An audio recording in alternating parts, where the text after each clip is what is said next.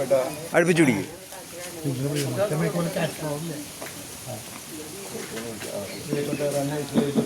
President, secretary, treasurer, മറ്റ് committee അംഗങ്ങളെ, സുഹൃത്തുക്കളെ, പ്രവർത്തകരെ, ഇന്ന് നമ്മുടെ മഹത്തായ ഇന്ത്യ രാജ്യത്തിൻ്റെ 77ാം റിപ്പബ്ലിക് ദിനമാണ്.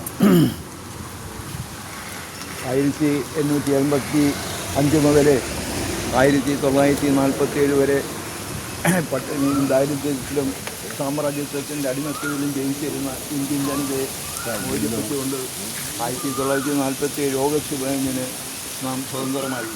മഹാത്മാഗാന്ധിയുടെ അശ്രാന്ത പരിശ്രമത്തിൻ്റെ ഫലമായി ഇന്ത്യൻ നാഷണൽ കോൺഗ്രസിൻ്റെ നേതൃത്വത്തിലാണ് ഇന്ത്യ സ്വതന്ത്രമായത്. ആ സ്വതന്ത്രമായതിന് തുടർന്ന് മോട്ടിലാലിൻ്റെ പുത്രൻ ജവഹർലാൽ നെഹ്റു ഇന്ത്യയുടെ ആക്ടിംഗ് പ്രധാനമന്ത്രിയായി ചാർജ് എടുത്തു. 48 ഭരണഘടനാ സമിതി രൂപം കൊണ്ടത്. അതിനെ തുടർന്ന് ഐതിഹാസികമായിട്ടുള്ള ചൂടേറിയ വാദപ്രതിവാദങ്ങൾക്ക് ശേഷം നമ്മുടെ ഭരണഘടന 1950 ജനുവരി 26 നിലവിൽ വന്നു. അതിൻ്റെ ഭാഗമായിട്ടാണ് 77ാമത്തെ റിപ്പബ്ലിക് ദിന ആഘോഷമാണ് നമ്മളോടൊപ്പം തന്നെ കേരളത്തിലെയും കേരളം ഉൾക്കൊള്ളുന്ന ഇന്ത്യ രാജ്യത്തിലെയും ജനങ്ങൾ ഇന്ന് ആഘോഷിച്ചുകൊണ്ടിരിക്കുന്നത്. നമ്മുടെ കേരളത്തിലെ ബഹുമാനപ്പെട്ട സാമൂഹ്യ പരിഷ്കർത്താവ് ശ്രീനാരായണ ഗുരുവിൻ്റെ സന്ദേശം ഉദ്ധരിച്ചുകൊണ്ടാണ് ഇന്ത്യയുടെ രാഷ്ട്രപതി ദ്രൗപദി മുർമു ഇന്ത്യ രാജ്യത്തിലെ ജനങ്ങൾക്ക് ഈ റിപ്പബ്ലിക് ദിന സന്ദേശം നൽകിയിട്ടുള്ളത്. ക്രിസ്ത്യാനിയായാലും മുസ്ലിമായാലും ഹിന്ദുക്കളായാലും അതുപോലെ തന്നെ പാഴ്സി, സിഖ് തുടങ്ങിയ എല്ലാ ജനവിഭാഗങ്ങളിൽപ്പെട്ട ജനങ്ങളും ഏകോദര സഹോദരങ്ങളെപ്പോലെ ജീവിക്കണം എന്ന ശ്രീനാരായണ ഗുരുവിൻ്റെ വാക്യങ്ങൾ ഉദ്ധരിച്ചുകൊണ്ടാണ് നമ്മുടെ രാഷ്ട്രപതി ഈ റിപ്പബ്ലിക് ദിന സന്ദേശം നൽകിയത്.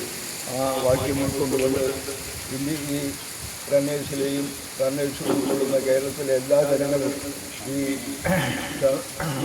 റിപ്പബ്ലിക് ദിന സന്ദേശം ഉൾക്കൊണ്ടുകൊണ്ട് ജീവിക്കണമെന്നും അതുപോലെ തന്നെ റണ്ണേഴ്സ് ലൈബ്രറിയെ സംബന്ധിച്ചിടത്തോളം ഈ വർഷത്തെ റിപ്പബ്ലിക് ദിന സന്ദേശം ഒരു കരോൾ നടത്തിക്കൊണ്ടാണ് ആഘോഷിക്കാൻ സ്റ്റേറ്റ് ലൈബ്രറി കൗൺസിലിൻ്റെ ആഹ്വാനമനുസരിച്ച് തീരുമാനിച്ചത്.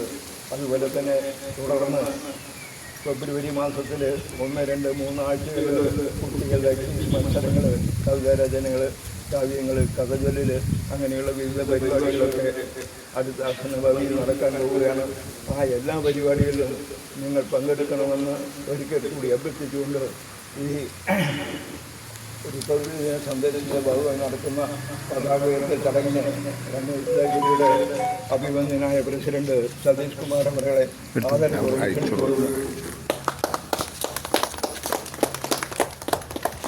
പ്രിയപ്പെട്ട നാട്ടുകാരെ, റിപ്പബ്ലിക് ദിനത്തിൻ്റെ സന്ദേശത്തെക്കുറിച്ച് പാപ്പ ഇവിടെ വിശദമായി വിശദീകരിച്ചു. ഇനിയൊരു വിശദീകരണത്തിൻ്റെ ആവശ്യമില്ല. നിങ്ങളുടെ എല്ലാവരുടെയും അനുവാദത്തോടുകൂടി കൊടി ഉയർത്താൻ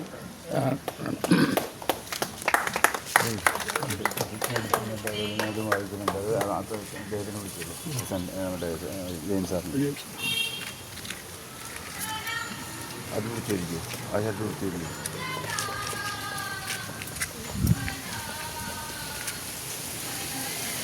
കിട്ടായി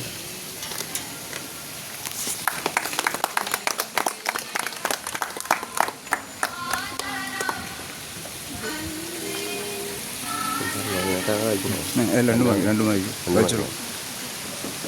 ചെല്ലു അവിടെ അടുത്തത്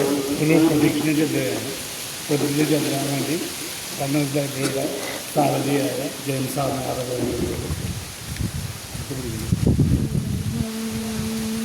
ഇന്ത്യൻ ഭരണയുടെ ആമുഖമാണ് വായിക്കുന്നത്. എല്ലാവരും ഏറ്റി പറയാം. അല്ല, മറ്റേത് മതി. അപ്പോൾ ഇന്ത്യൻ ഭരണയുടെ ആമുഖം. നമ്മൾ ഇന്ത്യയിലെ ജനങ്ങൾ ഇന്ത്യയെ ഒരു പരമാധികാര സ്ഥിതിസമത്വ മതനിരപേക്ഷ ജനാധിപത്യ റിപ്പബ്ലിക്കായി സംവിധാനം ചെയ്യുന്നതിന് ഇന്ത്യയിലെ എല്ലാ പൗരന്മാർക്കും സാമൂഹികവും സാമ്പത്തികവും രാഷ്ട്രീയവുമായ നീതി, ചിന്ത, ആശയാവിഷ്കാരം, വിശ്വാസം, മതനിഷ്ഠ, ആരാധന എന്നിവയ്ക്കുള്ള സ്വാതന്ത്ര്യവും സ്ഥാനമാനങ്ങൾ, അവസരങ്ങൾ എന്നിവയിലുള്ള സമത്വം എന്നിവ ഉറപ്പുവരുത്തുന്നതിനും വ്യക്തിയുടെ അന്തസ്സും രാഷ്ട്രത്തിൻ്റെ ഐക്യവും അഖണ്ഡതയും ഉറപ്പുവരുത്തുന്ന സാഹോദര്യം എല്ലാവരും വളർത്തുന്നതിനും ദൃഢനിശ്ചയം ചെയ്തുകൊണ്ട് നമ്മുടെ ഭരണഘടനാ സഭയിൽ വെച്ച് ഇന്ന് 1949 നവംബർ 26 ഈ ഭരണഘടനയെ അംഗീകരിക്കുകയും നിയമമാക്കുകയും നമുക്കായി തന്നെ സമർപ്പിക്കുകയും ചെയ്യുന്നു.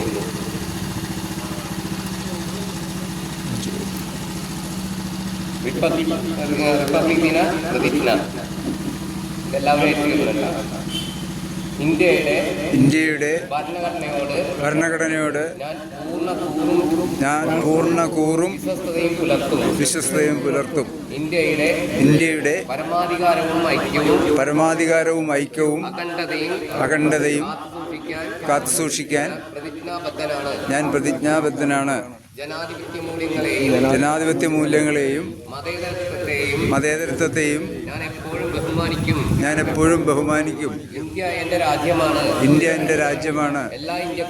എല്ലാ ഇന്ത്യക്കാരും എൻ്റെ സഹോദരീ സഹോദരന്മാരാണ്. ജാതി മത ഭാഷ അതീതമായി എല്ലാവരോടും ഞാൻ സ്നേഹത്തോടെ പെരുമാറും. എൻ്റെ വൈവിധ്യപൂർണവുമായ പാരമ്പര്യത്തിൽ ഞാൻ അഭിമാനിക്കുന്നു. ഒരു ഇന്ത്യൻ പൗരനെന്ന നിലയിൽ എൻ്റെ മൗലിക കടമകൾ ഞാൻ കൃത്യമായി നിർവഹിക്കും. രാജ്യത്തെ നിയമങ്ങളെ അനുസരിക്കുകയും ബഹുമാനിക്കുകയും ചെയ്യും. അക്രമം വെടിയുമെന്നും സമാധാനത്തിന്റെ പാത പിന്തുടരുമെന്നും ഞാൻ പ്രതിജ്ഞ ചെയ്യുന്നു. സ്ത്രീകളെയും മുതിർന്നവരെയും ഞാൻ എപ്പോഴും ആദരിക്കുകയും സംരക്ഷിക്കുകയും ചെയ്യും. പരിസ്ഥിതി സംരക്ഷണത്തിനും ശുചിത്വത്തിനും വേണ്ടി ഞാൻ ആത്മാർത്ഥമായി പ്രവർത്തിക്കും. ലഹരിക്കുമെതിരെ ഞാൻ ശക്തമായി നിലകൊള്ളും.